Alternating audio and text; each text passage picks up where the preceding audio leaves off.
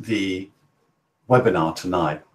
And so let's really start with the most important thing of all, which is, what's your vision for 2017? Where would you like to be by the end of 2017? What do you know, what would you, if you make a movie of this, if you make a movie of 2017, at the end of 2017, what will be happening? What will you have achieved?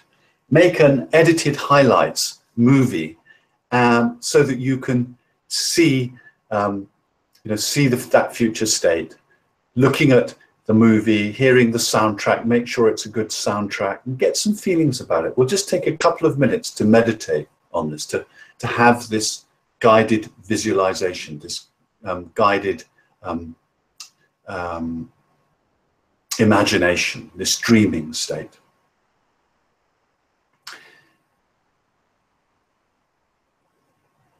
So really just allowing yourself to think about what it looks like, what it sounds like, what it feels like.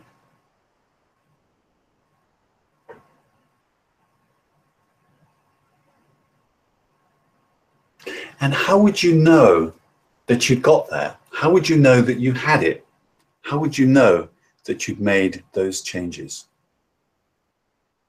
What would your evidence be?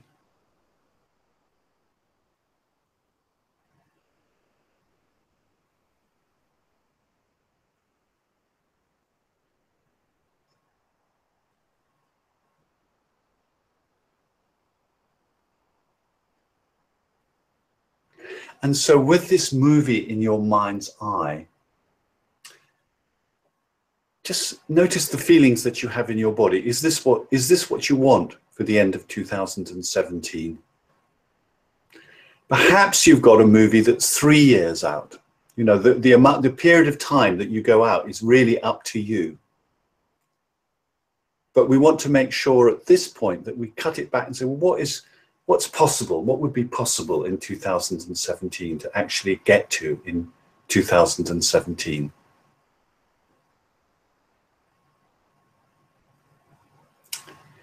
And so then the next question is, who would you have to be? Who would you be if you were capable of making that vision happen, being that person? What would you look like? How would you be behaving? How would you be acting?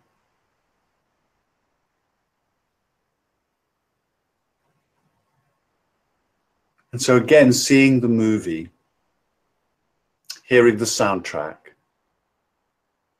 and feeling what you feel. Really just let yourself enjoy seeing who you could be, the person who could make all of this happen.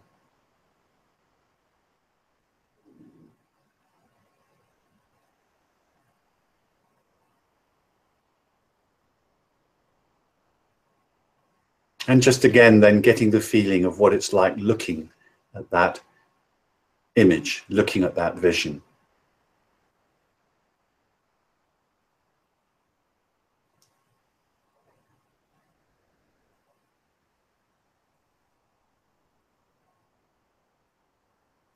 And what you want is, you want to make that vision of yourself, that idealized self-image of yourself, somebody who is in a great emotional state, whether he's achieved the vision or not, or she's achieved the vision, or whether she hasn't, but she's still working out how to get there. This is someone who's resilient, who can deal with difficulty, who can deal with failure sometimes, or can deal with changes in timescale. So the person you want to be is someone who can deal both with success and with difficulty, and treat those two imposters just the same. So just see a person who's flexible, who can enjoy life, whether or not they've actually got to exactly where they wanted to get to in that time scale. There's something about having a dream, having a vision, seeing the future, but not being so attached to it that you can't that, you know, that you're getting stressed trying to get there. It's about having the vision, seeing what it looks like, hearing what it sounds like, feeling the feeling of it, being able to refer back to that regularly, being inspired, being enthusiastic, and yet at the same time not being so attached to it that you get stressed about it. You know where you want to go, and the journey is exciting too. Someone who can enjoy life in the process of getting there.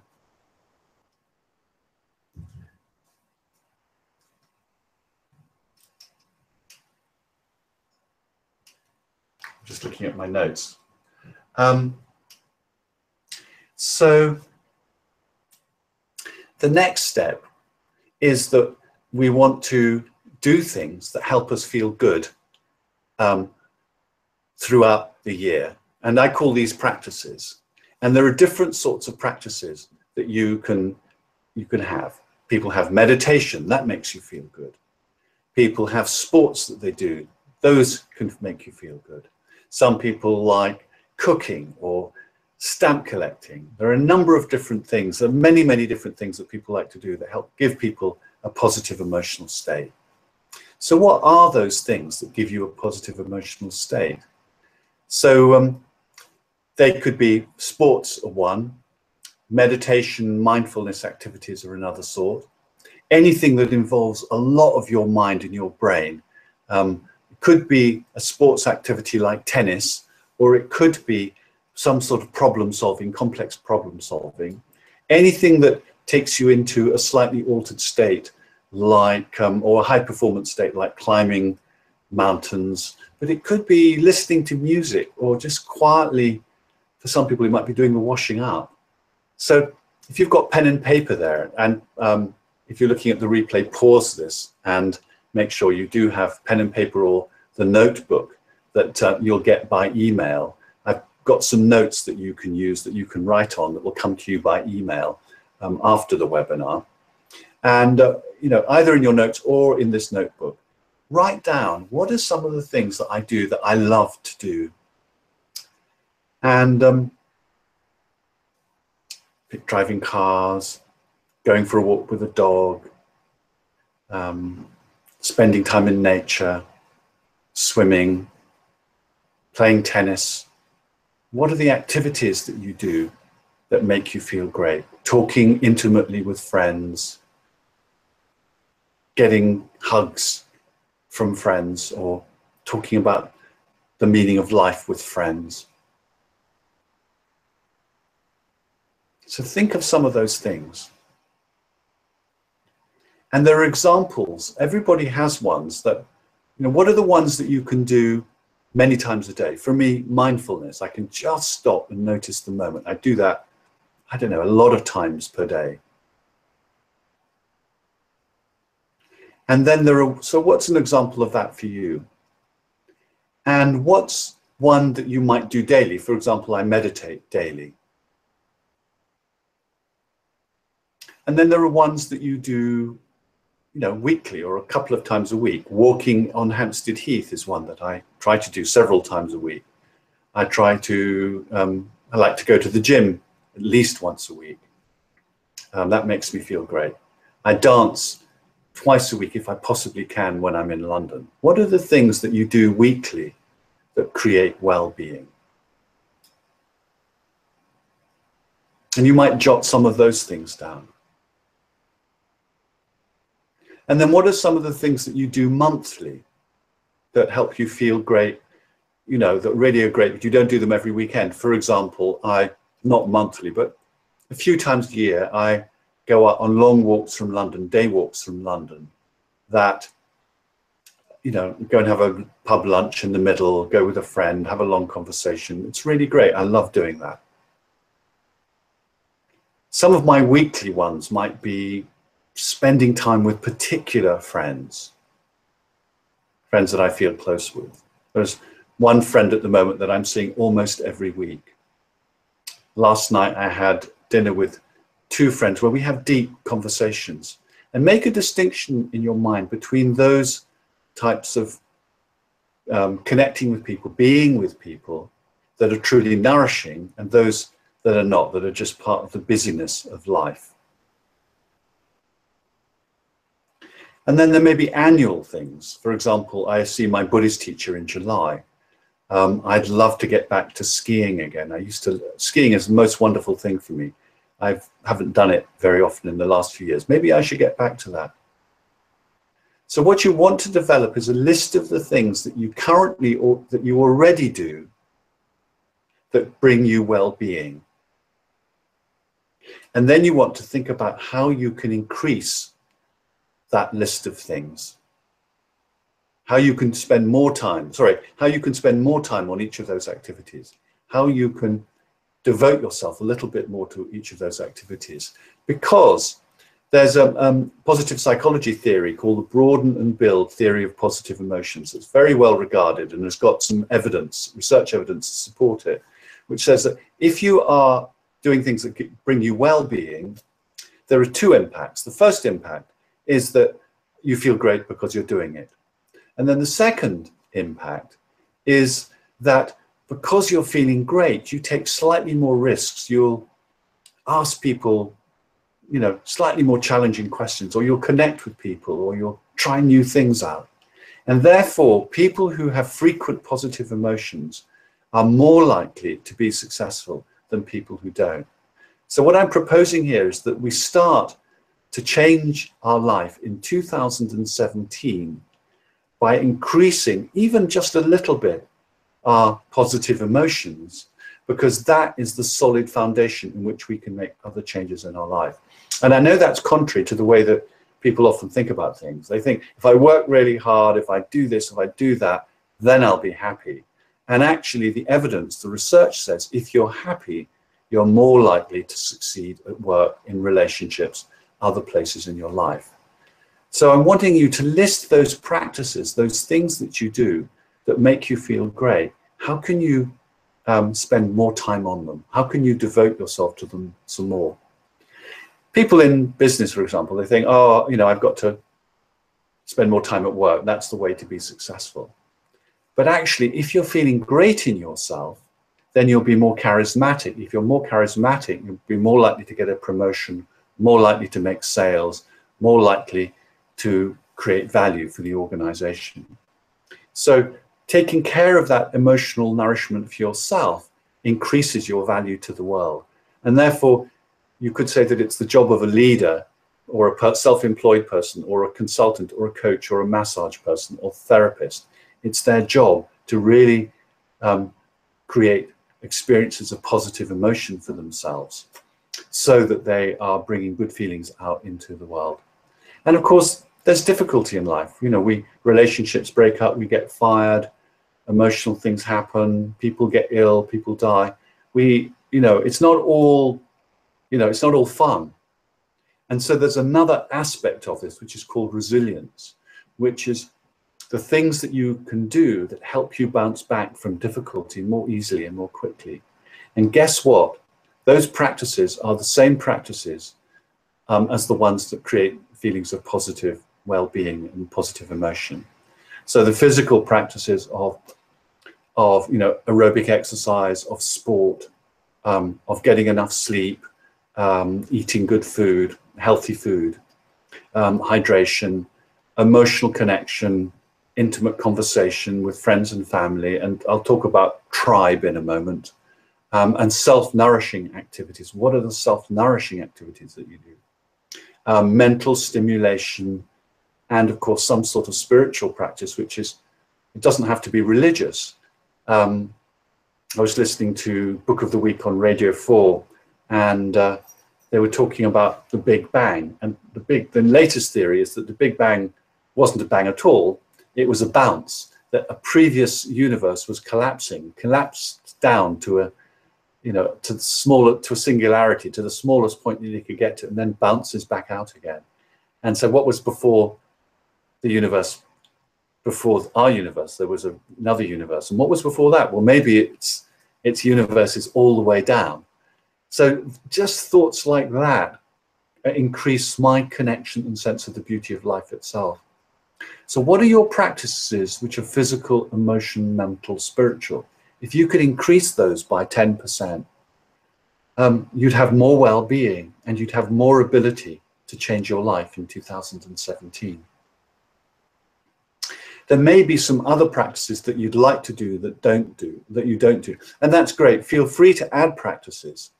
But people always, they say, oh, 1st of January 2017, I'll start going to the gym. Some people do and some people don't. Most people don't, I think. So as much as possible, focus on developing the existing ones that you have. And if you want to, there may be some lovely, enjoyable, delicious things to do that that will give you more well-being. And if you're focusing on the well-being, the feel-good factor, you're much, much more likely to do it. So just imagine yourself in 2017 doing things that make you feel great, and then using some of that energy to make the changes in your life that you want to make. It's great to feel great, but then also use that energy in some way that is exciting and productive, that does something that, makes a difference for you in terms of how you are in the world. So then the next question, of course, is that, so we've been talking about the foot on the accelerator, the vision, the dream, the positive emotional, psychological resources. Actually, I want to go back a step. I've forgotten the step, which is just focusing on the people side of things, the emotional connection with people. There's friends, there's family, there's colleagues, but there's a special group in all of that, which I call tribe. And it's those people who see you and who hear you and who believe in you. And for most people, spending time sharing their hearts deeply with those people is very emotionally rewarding and fulfilling and creates positive feelings. And I believe that we can be kind and generous and loving towards our families, but our families aren't always the people who bring us these positive emotions. And so we just need to be aware of, in terms of practices that create well-being, about really be truthful with ourselves about who helps us have more well-being and who doesn't. And that to give attention to those people that I call your tribe, who are the people who do bring you a sense of well-being for yourself. So then the next question is, you've got your foot on the accelerator, you're dreaming about who you want to be, who you are, who you're becoming, where you want to get to by the end of 2017. But there's also the foot on the brake as well as the foot on the accelerator.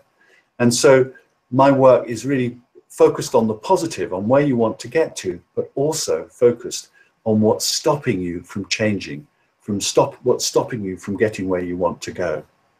So jot down on a piece of paper, be honest with yourself, what stops you? What stops you from having the life that you want, from going to where it is you want to go to? And it could be negative feelings that somehow keep coming up for yourself.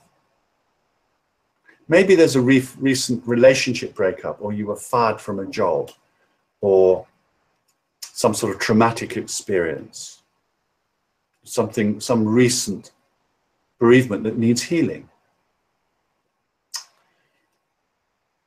Or maybe there's some disempowering belief you have about yourself.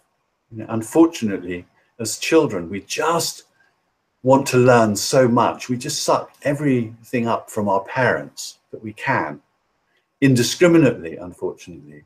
And much of the stuff from our parents is good, life-affirming, helpful stuff that helps us become the adults that we are. And just sometimes they're grumpy or angry or upset or wounded or have their own problems. And they say things that they shouldn't say to a kid, and school teachers and other adults sometimes do and say things that, as an adult, you'd brush it off. You'd see that somebody was angry and said something that was unpleasant. But as a child, you believe it's true. Someone says you're stupid, you think you're stupid. Unfortunately, so the great thing about a child is it's a learning creature. It's the greatest, fantastic ability to learn. And the terrible thing is that we learn all the shit as well. So maybe there are some negative beliefs that you have that undermine you, that stop you believing that you can have the life that you want in 2017. And jot those down. We're not going to try and do anything with them for the moment. Just jot them down. I'm not asking you to fall fully headlong into those feelings and roll around on the floor and cry at this point. We're just on a webinar, but just note them for a moment. Just a couple of notes. And now I want you to take a deep breath and step back from, those notes that you've made, from those things.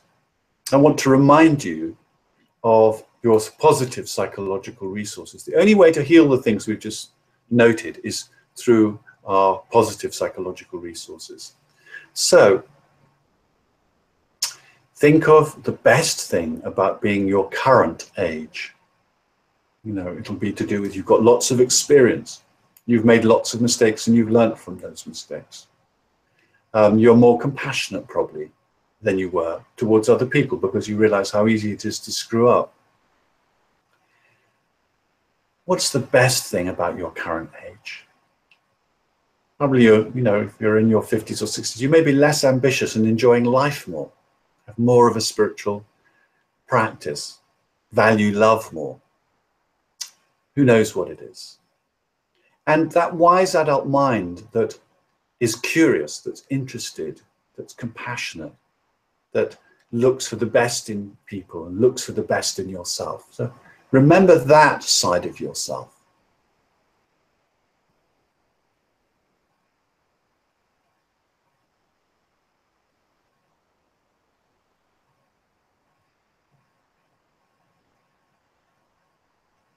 And then I want to make sure that your warm heart is present.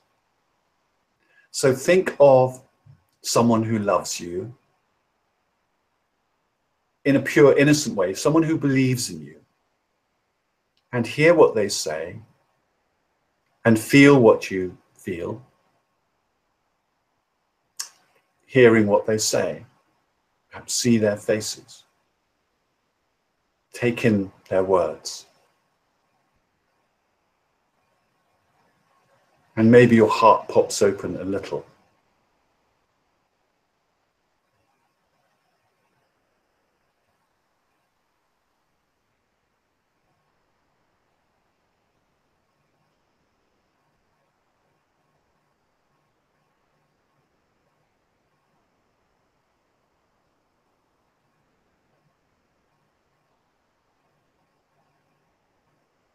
And then think of someone that you love in a pure, innocent way, someone that a friend, someone that you're not too attached to, whether they do what you want or not, where you just have loving feelings, but you're not too attached, you're not too demanding. Maybe somebody else's kid or a friend. And just see them, hear their voice and feel what you feel towards them, because that will open your heart as well. And then with your wise adult mind and your warm, tender heart, just from this place, just say, all those negative beliefs, those things that stop me, how interesting. I'd love to heal those. I'd love to find a way after today, perhaps in the new year, to bring healing to those places in myself that need healing, that need to be touched. So with your wise adult mind and your warm heart, make some commitment to finding a way of bringing healing to those places in yourself. The first level of healing, is just to be loving towards yourself, to the kid in you, if you like, and hold the hand of the kid in you, the wounded place in you, and just say, I'm going to feel the fear, but I'm going to do it anyway. I'm going to keep my wise adult mind, my warm heart on track for where I want to go, and I'm just going to manage my own difficult emotions, but I'm going to be sweet with myself in the process. If that works for you, that's great. Some people might need to go and do a workshop to bring healing to themselves, or go and see a coach or a therapist, or do something that really helps them bring healing to that place in themselves. If there's something that's stopping you from moving forward, and you want to move forward, then do something about what's stopping you. Everybody in the world has all the great positive psychological resources that helping them move forward to fulfill their potential, and also all the wounds and difficulties of your life that can hold you back. Everybody in the world has that. And why not have a little bit more control over your life, and therefore be able to bring healing, to bring completion to experiences from the past that are not helpful to you. And if you want to, we can't really do a lot about that on this one webinar, but you can email me about it, or you can talk to me about it. I can help, I can make suggestions about the sorts of things that you could do that could deal with those feelings, negative feelings and beliefs in a way that would be productive and positive.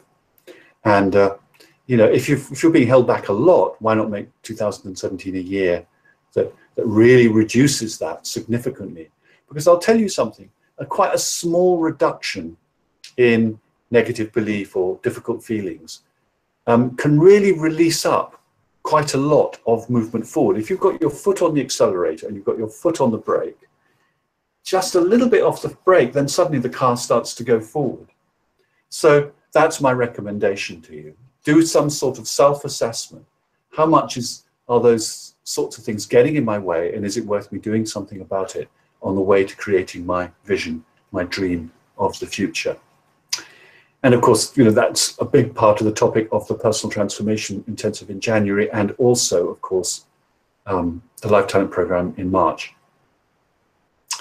So then the next step is that going back to that, the person that we are, who has lots of positive emotion, going back to thinking about who we could be, who we are, that can really have a great life. So seeing that, hearing that, and feeling that again, reconnecting with that person who can create what it is that you want in your life. From that place of being the person that can create what you want in your life, think about what new behaviors you'd like to create, new habits that you'd like to create, that will really give you a sense of confidence that you can change your life. And I'm going to suggest something very, very small. People always say, oh, I'm going to go to the gym, and then they don't, or they're going to do this and they don't. Pick something that can be done in so easily that you could do it every day, or 5 or 6 times a week. So I, for example, have a 2-minute yoga practice. Now I can do 2 minutes every day. Some days I do 10 or 15 minutes. But at the very, very least, I can do some really nice things with my spine that help to release the muscles around my spine. So what's some tiny little habit that you could have, some tiny little new behavior that you could introduce, 5 days a week or 6 days a week? I always think there needs to be room to have a day off, for it not to work. So if you say 5 days a week and then you take Sunday off, that still leaves you 1 day when you don't have to do that new behavior. But make it really, really small. Don't go for a big leap, go for a small leap. And from a small change, then you'll have confidence about, making more changes after that. Why is this so important? This is important because your unconscious may be saying, oh, you've done this New Year stuff before, you've tried to change your life before, everything gets very busy in January, you'll forget, about all of this. It's just a waste of time. You're sitting at a webinar, but you're not going to do anything about this. But if you make one tiny little change and you're consistent about it, your unconscious will then say, this person's actually serious. So you get some self-confidence about your ability to change if you can find some new behavior. It might be just a new practice that you could do. You could say, when I walk down the street to the tube in the morning, I'm going to do some mindfulness practice and just really notice the weather, notice the air, and just stop thinking and feel my feet walking on the floor, on the ground. Really pay attention, get myself present. You could say, pick one of your practices that you love but you don't do much of, and just say, I'm just going to do tiny versions of that, 2-minute versions of that more frequently. Only you can work out what this new behavior or habit is, but it's got to be really small. So then let's talk about, what are some of the, in terms of other things you want to change in your life. You could start to think about, well, this is where I want to be at the end of 2014. This is where I want to be. Then go back by quarter. So where would I be by the end of September 2017? So where do I want to be at the end of 2017? And then say, well, then where would I, to get there, where would I have to be by the end of September 2017? And then where would I have to be at the end of June 2017? These are milestones. And then at the end of March 2017. And then what would I have to initiate in January? So you actually create a little timeline for yourself. It's in the handout that I'm emailing to you immediately after the course, some boxes where you can write these things down. And I'm sending you the notes both in as Word. They're in Dropbox. So I'm just giving you a link to Dropbox and you can just go and collect the documents there. And I'm giving it to you both in Word and as a PDF. If you want to print it, the PDF might be better. If you want to type into it, Word is better. And I really suggest that you fill it out because the handout will backtrack through everything that we've done in this presentation, remind you of what we've done, and will really help you get some momentum and move forward. So, yeah, so what do you want to do in change in 2017 in a practical way from this place of feeling really good about yourself and having regular daily practices that help you feel good? And where do you want to be by the end of September, by the end of June, by the end of March? Cascade it back. What would you need to do in January to make all of this happen? In fact, one year I gave up smoking, and I was so determined to give up smoking in January that I decided to do a rehearsal in December. So about I can't remember what the date was. I'd already stopped smoking for 5 or 6 days by the 1st of January. And I just thought, well, if I can give up these days, I'll just keep going. And so that's how I did it. So the process can actually start now. You can, by making these notes, by writing this stuff down, you're going to inform your unconscious that you're serious about making changes. And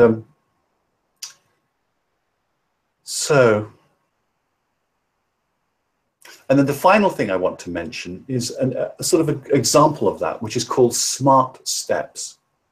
Sometimes you can't work out where you want to be at the end of the year because there are too many variables involved. One way to test options is to do what are called SMART steps. So the first step is to desire something.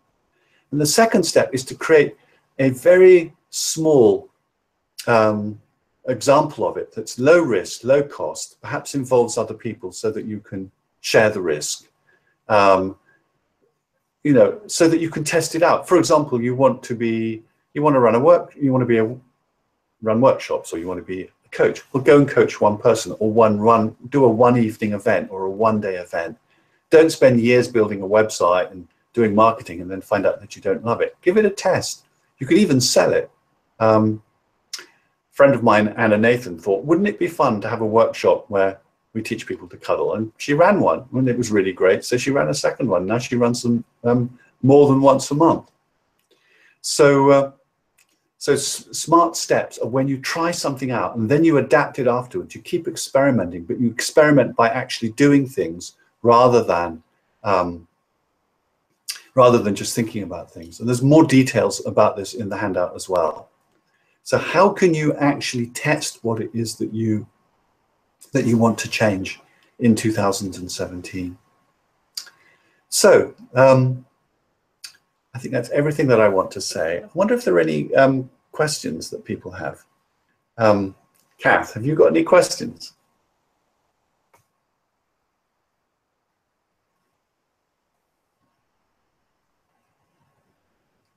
So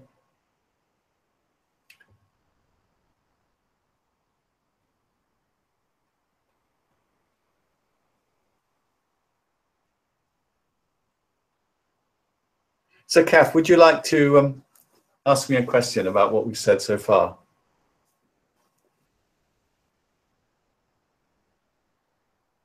I'm just seeing if I can get you online. I'm going to try.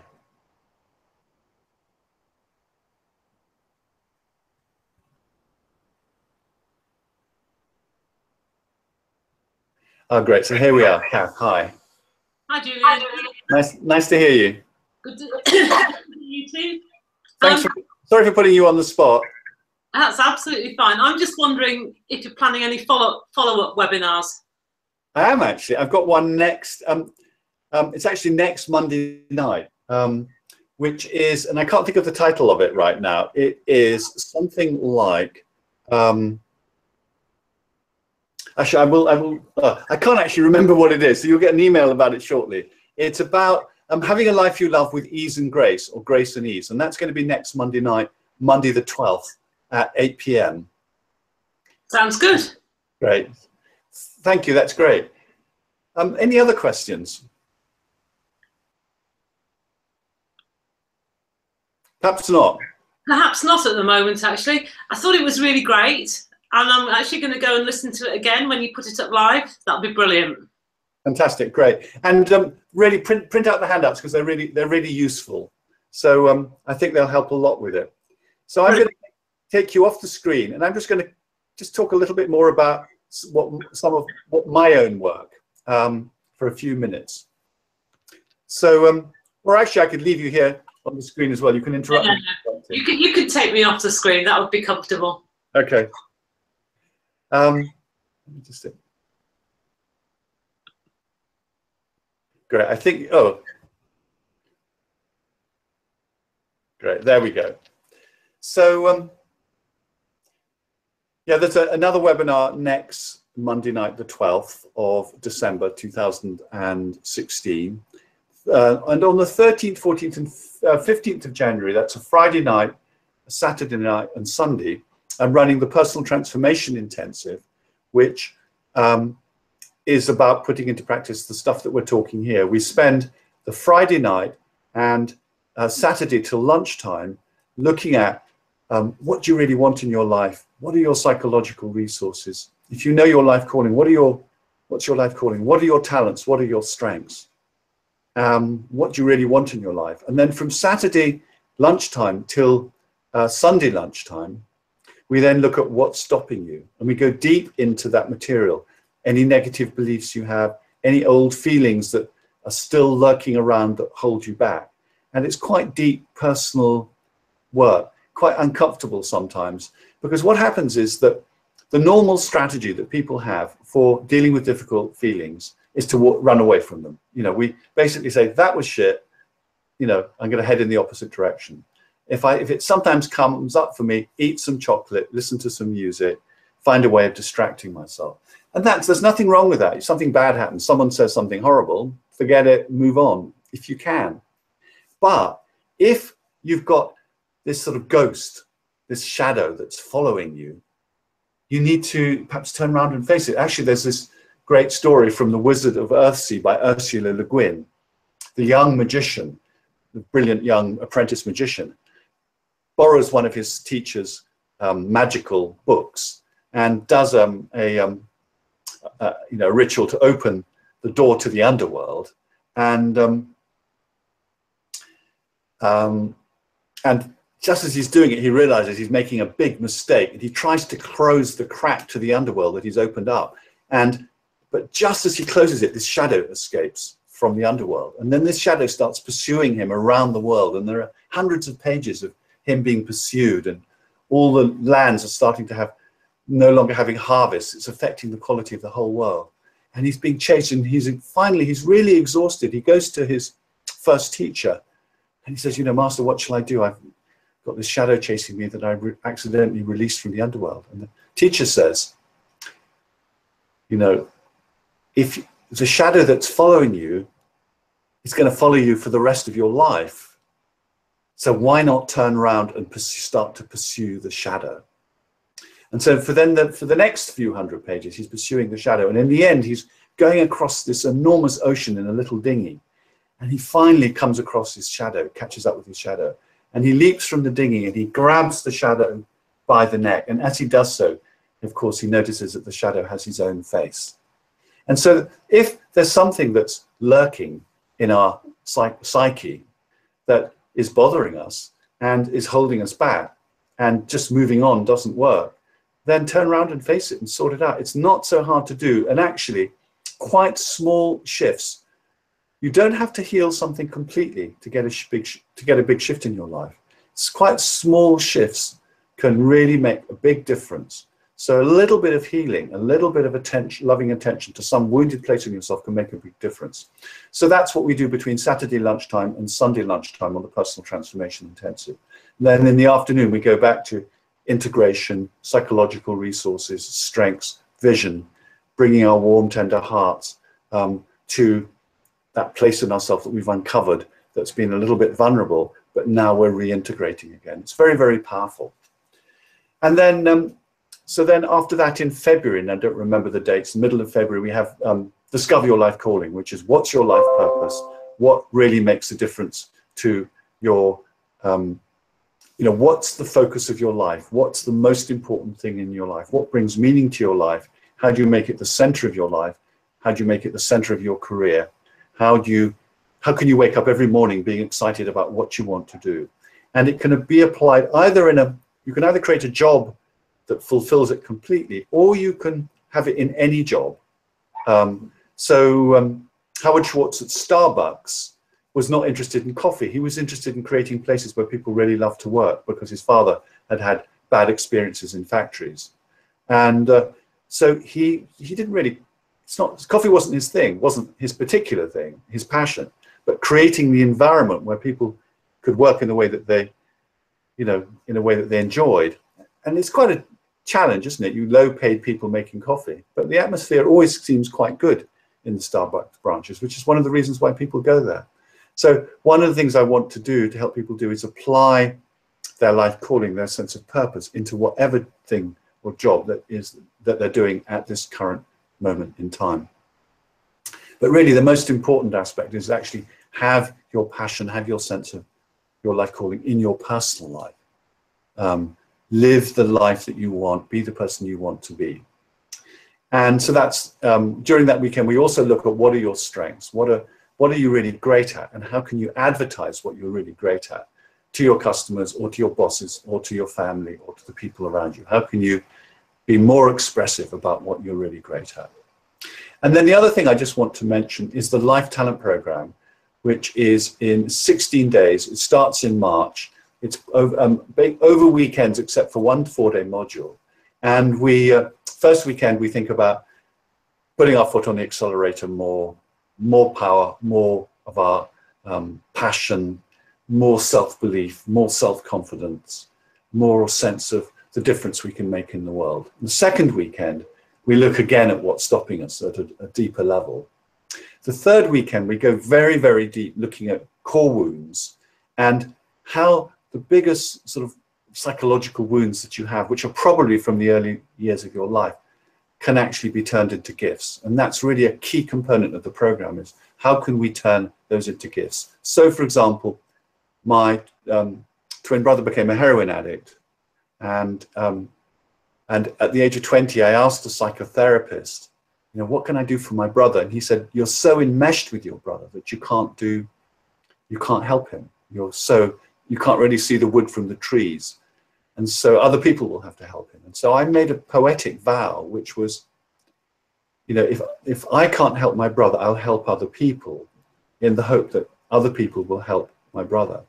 And many people did help my brother, but he died at the age of 42. And so, but today I'm here doing this call. I'm doing this work today as a part of my commitment to my brother. I've made that, that tragedy in my life a meaningful experience, meaningful for me. It's part of my gift. And sometimes when I'm teaching, if I'm not in the mood or I've got jet lag or something like that, I'll just imagine my brother there and say, I'm doing this for you. And it's very powerful for me to do that. My mother had post-traumatic stress syndrome from the Second World War. I won't give all the stories right now, but she had post-traumatic stress syndrome she was a frontline ambulance driver. She won medals, but she couldn't bond as a mother because she had this post-traumatic stress syndrome. And so I had to keep connecting with different carers, and that ability to connect with different people is something else that I bring to my work. So there are lots of ways that the difficulties of your past can become part of your gift, and that's what we do on the third module of the program. Fourth module is about happiness, joy, bliss, really enjoying life. Let's not forget that aspect of life, really just enjoying existence and connection and the deliciousness of life. Fifth weekend is about communication, communicating who we are out into the world, to our family, to our colleagues, to our bosses, but also how to deal with difficult relationships as well. And then the fifth week, the final weekend, which is the sixth weekend, we're actually going to do something around leadership and communicating with people, but I'm not going to give the details of that here on this webinar. But the whole thing is an ongoing group throughout the year. And one of the most important things that helps people fulfill their potential is not hanging out with a trainer like me, although, you know, that could help. But it's actually being in a peer group with people who are saying, yes, I hear you. Yes, I see you. Yes, I get what you're talking about. I'm not judging you. I support you. That's incredibly powerful as a healing or developmental experience. It's one of the most powerful things. We need people who see us, hear us, who believe in us. And actually those people that you know, even from a weekend workshop, you will find members of your tribe. One of my recent weekend workshops, they all met for another day with me. They hired me for another day just to work with that group.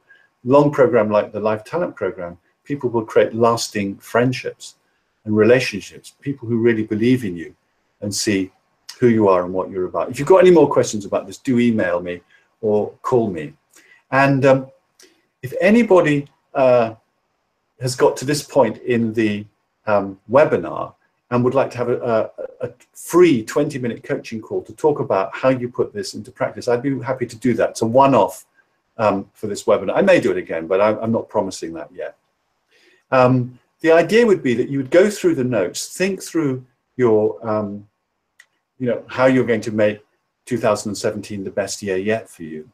And then having done that, you might have some niggles or some questions or need some help on that.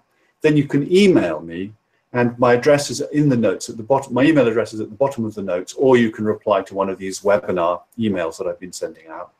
And then we can fix a time for a 20-minute phone call, and I'll help you think through how you're going to make 2017 great. And it's not a sales call. I'm not going to try and do any selling on that. I've just done some right now.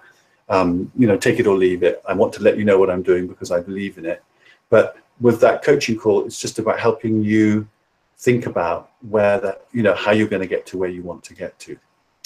So I think that's pretty much it for the call. Are you still here, Kath?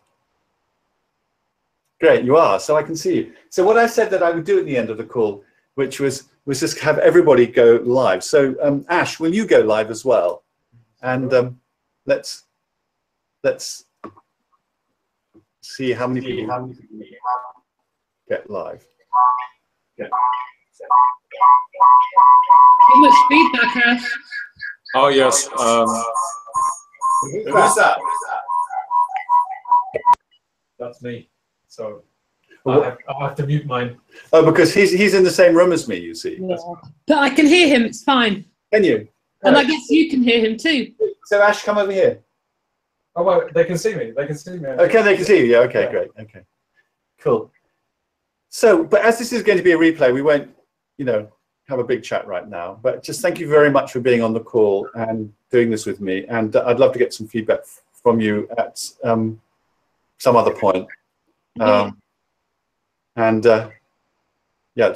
thank you for being here, Kath. It's great. I like it. I like the technology. I like the production. It's good stuff. Thank you. Good. Yeah, I'll do more slides next time. I'm just working out how to do that. You realize that that first slide was all pre-taped. The soundtrack on it was pre-taped. I don't know if you need to give your secrets away at this point, Julian. No, exactly. You're quite right. Okay. So Thank you so much. Maybe catch up on a separate call, but that was great. Thank you. Oh, yeah. Should we hang up this one here and then talk again in a couple of minutes? That'd be good. Give me a call on Hangout or something, yeah? Yeah, exactly. Okay, cheers, bye. Bye. And thank you.